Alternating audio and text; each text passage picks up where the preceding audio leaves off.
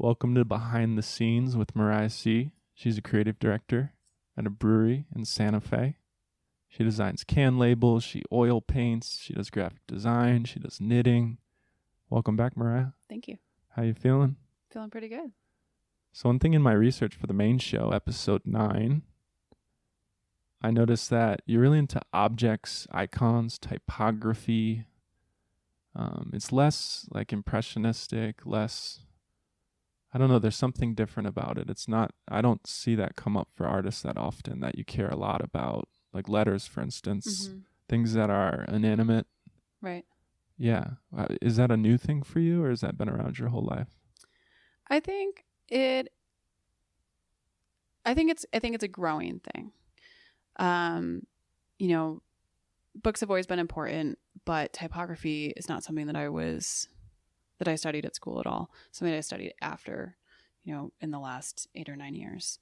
And I think that part of that is that I like texture. I like things that I can hold on to or like see for a while and think about them, and then suddenly they'll sort of pop into a painting. But I think it also has to do with, now I have a day job where I get paid to do design work. And so I spend a lot more time on typography and kind of inanimate design. And that sort of circles back into my own work. I think there's not really any way. I mean, maybe there are people that can keep everything separate, but I'm not one of those people. It kind of feeds what I'm working on at home, sometimes feeds into what I'm doing for the brewery, and sometimes what I'm doing for the brewery kind of feeds into what I'm doing at home, and it sort of circles around. So I love typography, the study of it. I like drawing letters. I like typography in the wild, like old hand-painted signs. And I also sometimes circle back and put, maybe a poster or something that I did with type into the background of a still life painting. And then those letters then get remade with oil paint. So it kind of just goes around in a circle. Yeah, I guess I might have undersold typography, but do you feel emotional at different fonts, for instance? Yeah. I mean, I have an emotional response to how other people use them, for sure. And I spend a lot of time looking at typography and either being really wowed by the perfect use of letters, or saddened by bad typography. There's some things that you see that are just not right. Yeah, I know on your Instagram, M_C_studio, there's this big grain silo outside the Rufina tap room here in town in Santa Fe. And you mentioned you like your first draft was something more whimsical. And this is like, it's 20 vertical feet of lettering. Yeah, it's and then you long. settled on something pretty blocky. Yeah. What was going on there? Why'd you change your mind last minute? Well, I think that I originally wanted it to be more playful and a little bit artsier looking. And 2 factors came into that. One was realizing that some people are going to see it while they're standing in the parking lot, but a lot of people are going to see it when they're driving by, which is the main intention, that somebody driving down the block, a block away, who maybe doesn't know that we're there, sees the word brewery on a silo and says, oh, I want to stop and get a beer. And, simpler sans serif writing is good for that. There's also the fact that my boss didn't particularly like my more whimsical lettering, and so I didn't take that personally. I found something else that I thought was really nice and would work really well, and we agreed on something. You have a pretty interesting day job. It's like very fruitful. You get to be really prolific, but this is interesting for the young artists listening who are thinking about doing an artistic day job versus just like a menial day job. How often do you get told no? How often does your art get rejected or shot down or asked for revisions at the brewery? Sometimes. So I have a pretty unique job in that I get to be pretty self-directed, and Rod is usually good with that. There are some times that something doesn't quite make sense to him, or because you're working with, when you're designing things, you're working with somebody else on their vision, and when we're making something, specifically for a beer, it's more often than I might get asked to change something or make revisions if it's something for a beer that my boss cares a lot about, because it's also his project. He made the beer. It's important to him. And so you're working with somebody to make sure that their product is represented the way that they want it to be. Sometimes there are revisions that we make. Sometimes there are things that are not quite the way that he envisions it, but I think it's important. I'm also in charge of the branding for the company and making sure that things sell. So there are times like the Sloppy Sloth can, for example, that's not really what he wanted. He didn't think that sloths were cool. Oh, wow.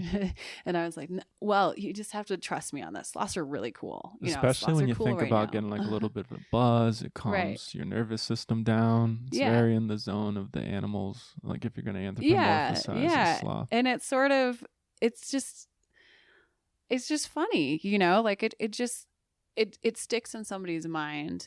And so that one I pushed a little bit on to stay with the name and the design for Sloppy Sloth, because I knew that it would be good. I knew that it would resonate with people. Mm-hmm. And sometimes, sometimes you have to kind of stick with that. But I don't have somebody above me who's in charge of a design department that I have to show everything to. That's between me and the president of the company. Most of the revising of things is Rod sitting with me at a computer and moving letters side to side or changing the color on something slightly until we both feel really comfortable with it. But I think it is very different if you're an entry-level or mid-level designer that is working for either a design firm or a bigger company where everything that you're doing is then passed on to the next person up the ladder, and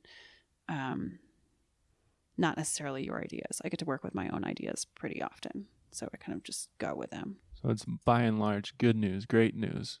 Tell me the story of the biggest compromise or the biggest disappointment. What was the one thing you really had to let go?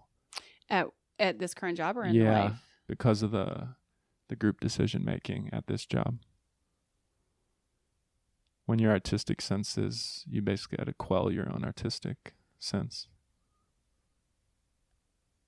That's a hard one. I think that I don't think there's like one giant thing. I think that I have a list of ideas and designs, ideas for designs that are just a little bit too not on point for our brand. So sometimes I get started on something and like there's, I'm really excited about a thing and I want to make it look really cool. And I see other companies, what they're doing. But at the end of the day, I work for, a specific brewery with a brand to maintain. And so sometimes I have to rein myself in and just say, okay, that would be awesome, but that's not my job. My job isn't actually to make that. Like circle back and remind myself that I am at work. And sometimes those ideas don't, not the exact idea, but sometimes some part of that, whatever it was that got me really excited, sometimes just get pushed and I pull that back up in my own work, and that's the right zone to play with it. So I really love your can labels. People should check them out at m_c_studio.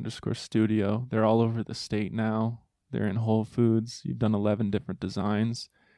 And then one day I got really confused because I saw like what I think it was either oil or acrylic painting of one of the can labels. And then I asked you, I was like, so are all these labels oil painted and then somehow reduced to graphic? And then you said, no, it was the other way around. And this is a trend in your art right now, is you're doing art of art, as you say. Right. You're doing paintings of the labels. You're doing paintings of your crochet. You do paintings of Legos that are formed into letters. Mm-hmm. So where does this come from? What does it mean to you? And what are you up to there? I mean, I would be lying if I said 100% no. I think that it's, in one way, it's a way of holding on to feeling like everything's connected, you know, that I'm not just out here on one branch of life doing this work that's completely separate from everything else. But I like the juxtaposition of things. And so things that I'm surrounded with tend to make their way into my own work. You know, so my house is full of plants and I have a rock collection, and I spend a lot of time around beer and beer cans and posters and that sort of thing. And so the things that I keep seeing often just get piled in different ways. And sometimes it's, you know, I just got a new cabinet on our way back from Great American Beer Festival, and it's already assembled, and there's a crochet cactus on it and some knitting needles, and there was a beer can sitting on there last night, and the light was really nice, and instantly my brain went, oh, there's a thing, you know, it's just because they're all things that are in my life. And I think painting is then the way that I take what is a random pile of things sitting on a shelf and turn it into something more interesting. Yeah. So the interconnectedness, you feel like it's making your life more meaningful, that everything has a context. Yeah, I think so. That's nice. I like that. You've been here for about 3 years, is that right? In Santa Fe. Did you come here to be an artist? I didn't really. I mean, I came here thinking that I was just going to stay for the winter, honestly. I left Seattle.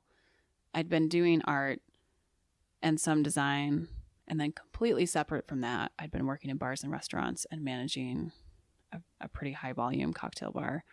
And when I left Seattle, I promised myself that I wouldn't go back to bartending. And then I would be doing more painting, which is what I did for most of a year, traveling around, painting in my truck. And I really got to Santa Fe. It was cold and my truck needed some work. And I didn't really feel the need to prove to anybody that I was going to live out of my truck for the winter. And so I really thought of it as a stopover and then getting back on the road. But one of the things that hit me as soon as I got here was just how much I'd missed having a place to either come home to from painting outside all day, or a place to have my work around me.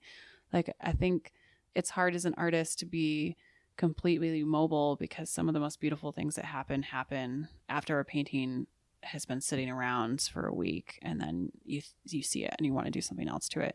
And so the constant traveling thing it was really great for painting in one way, but it wasn't really great for the extended practice of it. But I didn't really, Santa Fe was interesting to me because it's something that I've, been hearing about for a long time. There's a lot of art here, but it wasn't really my intention to make this either a long-term place to live or to be that involved in art here. That just sort of started to happen organically. How long had you been on the road in the camper van living and painting before settling here? Close to a year, maybe like 9 months or so. Year. One thing in researching your main episode, number 9, I read that oil painting can take like 2 weeks to dry. How'd you manage that in a van? I have a painting cabinet that's actually, it's still there and still full of paintings. It's just in my house right now and I still use it. I made the decision when I was building out the truck that I had to decide on 2 different dimensions that paintings would be. And I built a cabinet that paintings could slide into either the long way or width way. And both of those 2 dimensions would stay on the racks in it. And it holds maybe 30 panels in a painting cabinet that's insulated and has a cover. And so I would come back from painting or bring something inside. I was mostly painting outside then. And I would just slide it into its case, and then it wouldn't touch any other painting. It's just be suspended in there. And it's kind of a time capsule, because most of the paintings from that period, some of them are in Montana, and then the other ones are here, and they're still sitting there not doing anything. Have you put that cover? Is it varnish on them yet? Some of them have been varnished. Yeah. Varnished. Yeah. With oil painting, if you're gonna varnish it, waiting 5 or 6 months is actually good. Yeah, I read up to a year. I was like, wow. Yeah, it depends on how thick your paint is. Yeah. Yeah. So they basically sit, and then I do have a tendency to go back into my work that I haven't touched in a long time. So some of them are still unfinished, and I'll pull something out. and go back into it. Can you re-wet the oil or something? And You can't re-wet the oil. You can paint on top of it, though. On top. If you keep the paintings clean, yeah, you can paint on top. You can also, most of my paintings are layers. So there's gesso, and then there's watercolors and underpainting, and then there's paint on top of it. So some things only get it as far as like a beginning stage. You can definitely paint on top of those later. well, I would venture to say you're quite a Santa Fe success story. Because I think I came here as a, well, you were further along your artistic journey than I was when I arrived. But I came, it was like a gut feeling. Mm-hmm. And in 3 years, you've become a creative director of a brewery. Your art, your can labels alone are reaching kind of an iconic status, at least in the state. Mm-hmm. Speaking to the country now, to young people listening that fashion themselves as artists, would you recommend the pilgrimage here? Do you think of it as a pilgrimage, or is it just a one-off for Mariah Scee? I don't really think of it as a pilgrimage, although I did intend to end up in the Southwest. I think that Santa Fe in general, there's a lot of art here, but a lot of the art that sells, I'm not going to say all of it, because I know a lot of people that are amazing artists that are doing great work that are on the fringes, but they, that kind of bulk of what people come and spend money on is very Southwest themed type of stuff. So if you're hoping to come to Santa Fe and become a great painting success, Santa Fe isn't full of galleries with contemporary work in it. It's Mm-hmm. not really what we have here. You might want to go to LA or New York. It's a good place to open a gallery. Yeah. Maybe not a good place to start off as a painter selling. Right. Yeah. I mean, it really depends on what you're looking for. But I think you have to love Santa Fe for itself and not just as a career destination, because it's not as big as people think of it. And you love Santa Fe. I do love Santa Fe. What about, give me your trinity. What are the three?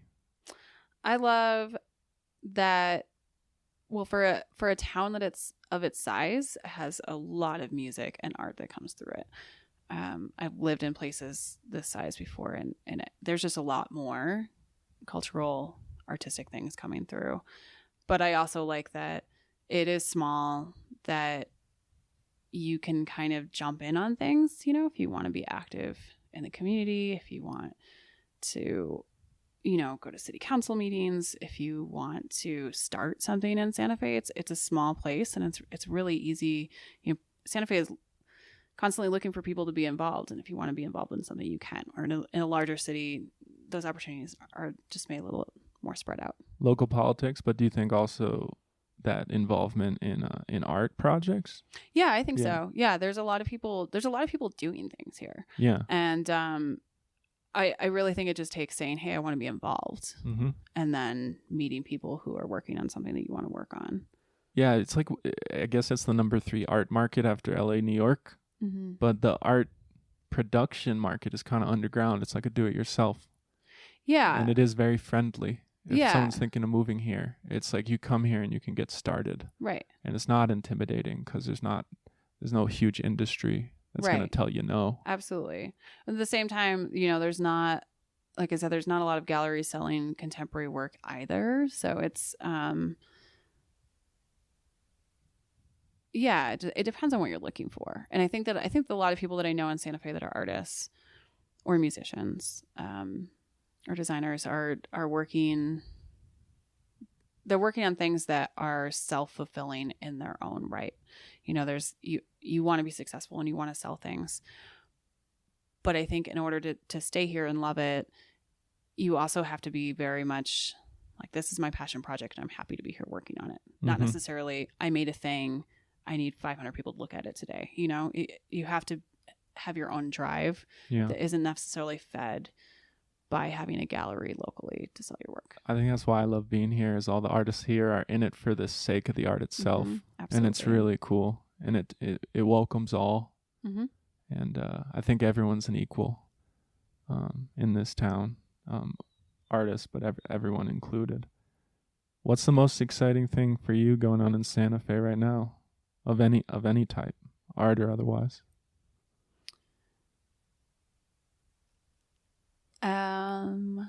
Like anything. Yeah. We always get to a stumper out around minute 20. I know. I was going to ask instead, like, do you think artists that are here, musicians maybe especially, but do you think people have an exit strategy? Because I feel like I'm a little guilty of this. Like, I'll get to this level and then Right. I'll have to leave because the city won't be big enough for me. Right. Yeah, I think that's fair. I think musically, yes. But it also goes back to the thing of like, why are, yes,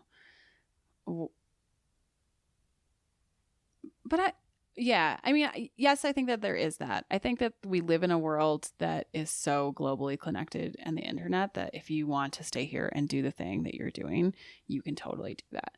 And there are definitely musicians around here and in Albuquerque that are traveling around the country doing tours and opening for major bands. And I think that you can do design from anywhere, It takes a lot of work, regardless of what medium you're working in, to get your work out there and to make that happen. But I think, we do live in a world where you can be in Santa Fe, but working on projects somewhere else in the country. But I do think that people have an exit strategy, or they think that they'll leave eventually. Mm-hmm. It's a place that kind of sucks you in before you realize. Doesn't it? That makes it sound like hell. Like before you know it, you're trapped, like the frog in boiling water. Right. Yeah. Yeah. Do you feel trapped in Santa Fe? No, I feel like it would be really hard to easily extract myself currently, which is not the same thing as being trapped. I do like to travel a lot, and so I just try to make sure that happens. But yeah, I think it right at this moment in time would be difficult to leave. So we both got here around 5 years ago. If someone's listening and wants to relocate, what's the to-do list? What's the preparation? Should they just drive straight here, or should they prepare a little bit? Like, should they try to get a job? Should they save some money? Yeah, I think that they should save some money. I think that Santa Fe is more expensive than people expect it to be. It is, I think, probably the most expensive place to live in New Mexico. Mm-hmm. It's not as expensive as living in Seattle or San Francisco or New York, but it's more expensive than people think.